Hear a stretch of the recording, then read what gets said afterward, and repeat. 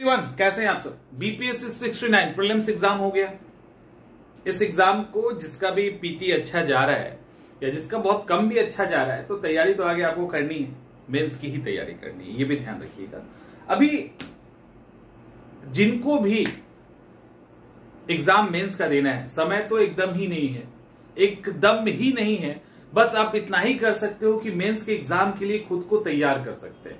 देखो, जिन्होंने पहले से तैयारी नहीं की है वो ऑलमोस्ट मुझे लगता है कि 70 की तरफ शिफ्ट हो जाएंगे, लेकिन उससे बेहतर यह है कि एक सॉलिड टक्कर दीजिए मेंस के एग्जाम के लिए। एस्से आपके सामने है, ये एक एस्से का ऐसा पेपर जोड़ा गया है और इस लेवल पे एस्से पूछा जा रहा है। एक तो अपने आप में एस्से थोड़ा मुश्किल होता है लिखना, आंसर लिखना अलग होता है, एस्से लिखना अलग होता है, तो एक तो वैसे ही मुश्किल है, ऊपर से क्वालिफाइंग की जगह कंपलसरी हो गया है, मतलब इट मींस कि इसके स्कोर जोड़े जाएंगे। तो एस्से अगर आपका अच्छा नहीं गया तब तो फिर अगले साल की तैयारी, अदरवाइज अच्छा चला गया और पेपर के साथ तो सिलेक्शन भी पक्का है और जो सीट चाहिए वो भी आपको मिल जाएगा। और अच्छी बात यह है कि मान लो जीएस पेपर 1 पेपर 2 है ना, तो अगर एक पेपर को उठा लीजिए और इससे के साथ कंपेयर कीजिएगा, तो वहां आपको अगर 100 घंटे लग रहा है, 100 आवर्स लग रहा है, तो यहां पे 24 आवर्स में आप मतलब कंपेयर कीजिए, तो मात्र 25% एफर्ट में आप एक बेहतरीन एस्से लिख सकते हैं। और स्कोर की बात करें तो इससे बेहतर स्कोर आपको एस्से में आ सकता है, लेकिन जहां तक स्कोर है एस्से के अंदर बहुत फ्लक्चुएट करता है, मतलब एकदम लोएस्ट नंबर भी मिल सकता है और एकदम हाईएस्ट नंबर भी मिल सकता है, और दोनों ऐसे स्कोर हो सकते हैं जिसका उम्मीद आप ना करो। हाईएस्ट का मतलब कुछ भी, लोएस्ट का मतलब भी कुछ भी, समझ में आ रहा है। जीएस में अक्सर एवरेज मार्किंग हो जाता है, इससे में आपकी छोटी छोटी गलतियां भी भारी पड़ सकती है, और छोटे छोटे मतलब चीजों को आप अगर ऐड कर दे तो वो बहुत इफेक्टिव हो जाता है। एस्से के बारे में एक और बात है, एस्से में खास करके हिंदी मीडियम वाले स्टूडेंट्स को नंबर ज्यादा मिलता है। कंपेयर करोगे यूपीएससी में भी ना, तो एस्से के मामले में हिंदी मीडियम वाले भारी हैं, क्योंकि शब्दों को चूज करने की जो स्वतंत्रता है ना, चयन करने की जो स्वतंत्रता है, वो हिंदी में बहुत मिलता है। सिनोनिम्स हिंदी में बहुत सारे हैं, और एक अट्रैक्टिव लाइन, एक वजनदार लाइन आप वहां पे बना सकते हो। शेरो शायरी के साथ कई सारी चीजें वहां की जा सकती है। ऐसे आंसर राइटिंग से अलग होता है। अगर सिर्फ आंसर राइटिंग होता तब तो कोई बात नहीं है, 3000 वर्ड में 1200 वर्ड में हम एस्से को लिख देते हैं, लेकिन एस्से आंसर राइटिंग नहीं है, इट मींस उससे अलग डिमांड कर रहा है। अब देखो, जैसे और आंसर राइटिंग करते हो ना, उसी तरह से आप एस्से को भी इंट्रोडक्शन में, बॉडी में एंड कंक्लूजन में आप इसको भी आप तोड़ सकते हैं, ठीक है, इसको भी तोड़ सकते हैं। एज यूजुअल जैसे इंट्रोडक्शन लिखते हैं यहां पर भी आप लिखिएगा, बॉडी जैसे लिखते हो नेगेटिव पॉजिटिव टाइप की चीजें, वो यहां पर भी लिखिएगा, कंक्लूजन पॉजिटिव होना चाहिए, कुछ मैसेज के साथ होना चाहिए, वो यहां पर भी कीजिएगा, ये तो ठीक है। लेकिन इससे लिखने के पहले इससे समझना जरूरी कि टॉपिक कहना क्या चाह रहा है, टॉपिक आपसे डिमांड क्या कर रहा है, टॉपिक कितना ओपन है, कितना क्लोज है, कितना आपको लिमिट कर रहा है लिखने के लिए, उसका भी ध्यान रखना है। जैसे मान लो सिर्फ डेमोक्रेसी वर्ड लिख के छोड़ दिया जाए, इससे का कुछ हिसाबी किताब नहीं है, इससे कुछ भी हो सकता है, इससे बालू पर हो सकता है, इससे कौवा पर हो सकता है, इससे आप एक पेन पे हो सकता है, इससे इस बोर्ड पर हो सकता है, मतलब इससे का कुछ नहीं, इससे बहुत लंबा लाइन में लिखा हो सकता है टाइटल उसका, इससे एक शब्द में हो सकता है, लाइक डेमोक्रेसी। अब जैसे ही डेमोक्रेसी वर्ड आया, जैसे बस डेमोक्रेसी की बात करते हैं, कीवर्ड ले लें, ठीक है। डेमोक्रेसी को एक मतलब कई स्टूडेंट अलग अलग तरीके से लिखेगा, कोई इसके डेफिनेशन से स्टार्ट करेंगे, कोई सिर्फ इंडियन डेमोक्रेसी को लेके चले जाएंगे, कोई डेमोक्रेसी के अलग अलग पॉलिटिकल एस्पेक्ट को दिखाएगा कि कम्युनिस्ट का डेमोक्रेसी कैसा होता है, रिपब्लिक डेमोक्रेसी कैसी होती है, मोनार्की वाली डेमोक्रेसी कैसी होती है। डेमोक्रेसी एक ऐसा शब्द है जिसको हर एक जो सिस्टम है ना एडमिनिस्ट्रेशन वाला, तो वो सब लगाना चाहता है। पार्लियामेंट्री डेमोक्रेसी अलग है और प्रेसिडेंशियल डेमोक्रेसी अलग है, इसके अलावा जो भी कम्युनिस्ट है वो भी कहते हैं हम डेमोक्रेटिक हैं। तो डेमोक्रेसी को इस तरह से कर सकता है। और किसी के हिस्से में ये डेमोक्रेसी शब्द, क्योंकि एक ओपन टॉपिक है ना, इस डेमोक्रेसी शब्द को डिफाइन करने के साथ ही एक ही बार इसको खोल दिया जाएगा कि ये जो डेमोक्रेसी है ये केवल पॉलिटिकल फील्ड में नहीं है, ये सोशल के अंदर भी होना चाहिए, रिलीजियस में भी होना चाहिए, कल्चर में भी होना चाहिए। ये मतलब आप इसको ह्यूमैनिटी के अंदर होना चाहिए। तो पॉलिटिकल, सोशल, रिलीजियस, कल्चर, ये सब एनवायरमेंट के अंदर, ठीक है। तो ऐसे करके आप इसको खोलना शुरू करेंगे। जब ये खोलना शुरू करेंगे तब आपके पास इतने सारे एस्पेक्ट आ जाएंगे जिसमें बहुत ही शानदार तरीके से डेमोक्रेसी को आप डिफाइन करेंगे।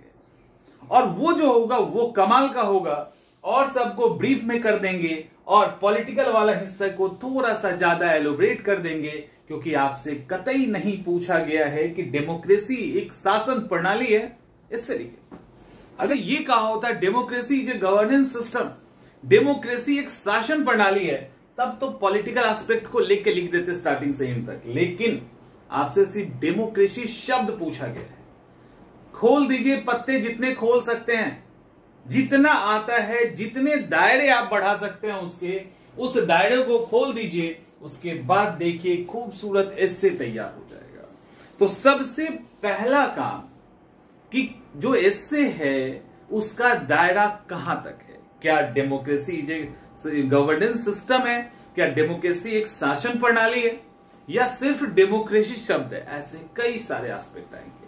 तो आपको सबसे पहले एस्से के टॉपिक को समझना है और उसके लिमिटेशंस को चेक करना है कि हमको ये कहां तक जाने की छूट देता है। यही पर्टिकुलर वो पॉइंट है जिसपे लोग ध्यान कम देते हैं। एस्से को पढ़ा, अब वो डिमांड आपसे कुछ और कर रहा है, लेके चले गए कहीं और जिसको कहीं और लेके जाना चाहिए था उसको लेके आ गए एकदम से छोटे से बक्से में, छोटे से दायरे में। तो ये एकदम से आपको ध्यान रखना है, ठीक है।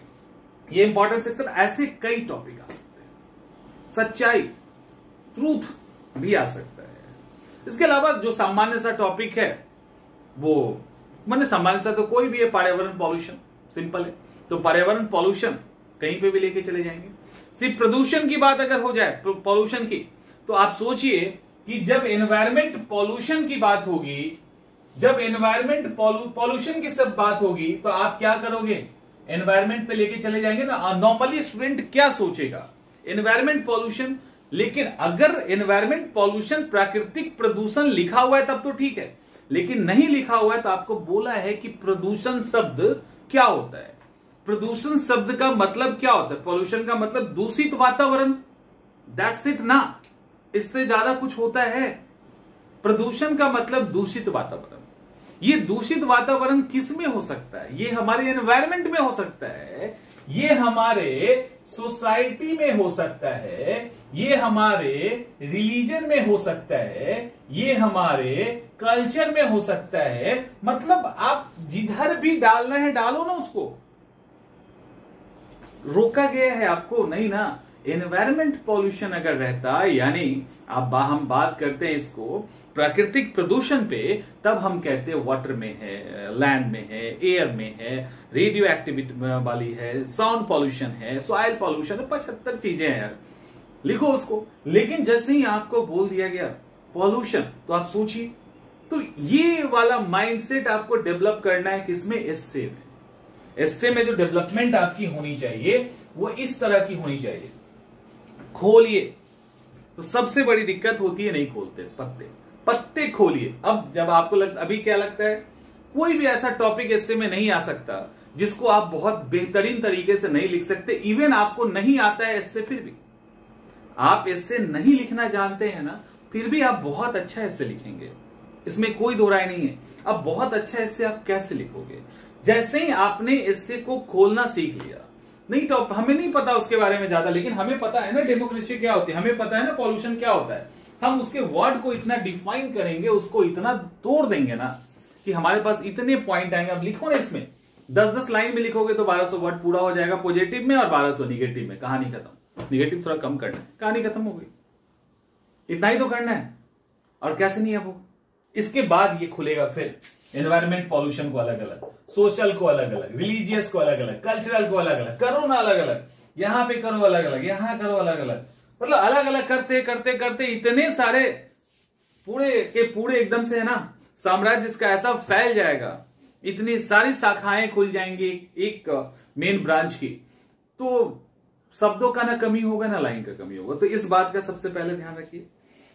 तो एस्से को समझना, तो आप में से अधिकांश लोगों को लगता है कि एस्से भी नहीं समझ सकते हैं। बिल्कुल नहीं समझ सकते, जब तक एस्से समझोगे ही नहीं तो लिखना तो दूर की बात है। आप में से कई लोग अब समझ रहे हो कि इस अप्रोच पे हो सकता था एस्से अगर आता सिर्फ पॉल्यूशन तो नहीं लिख पाते, या एस्से आता सिर्फ डेमोक्रेसी तो नहीं लिख पाते, एक उठाते और लिखते चले जाते। नंबर कैसे मिलेगा? इसीलिए एस्से में जब लोएस्ट मार्किंग होता है तो आयोग को गाली दी जाती है, बेईमानी हो गया, खेला हो गया। ठीक है, तो खेला नहीं होता है, वो खेला आपने कर दिया था उसके कारण खेला हो गया। तो एक तो ये काम करना है। इसके बाद जब इंट्रो की बारी आती है ना, इंट्रो की बारी आती है तो आम आंसर से इंट्रो इसका थोड़ा सा अलग होना चाहिए। देखिए एस्से के अंदर हम लच्छेदार भाषा एक्सेप्ट करते हैं थोड़ा सा, क्योंकि लच्छेदार भाषा जो होता है ना वो थोड़ा वजन बढ़ाता है, वेट बढ़ाता है आपके एस्से का। वो इंग्लिश हिंदी किसी भी लैंग्वेज में हो सकता है। लच्छेदार भाषा का मतलब ये नहीं कि एकदम टिपिकल डिफिकल्ट वर्ड्स, नहीं। लच्छेदार भाषा का मतलब ये होता है कि मतलब कहने का जो अंदाज है ना वो थोड़ा सा अलग होना चाहिए। समझ में आ रहा है? 3-4 लाइन को मिलाकर एक लाइन स्टार्टिंग में लिखिए।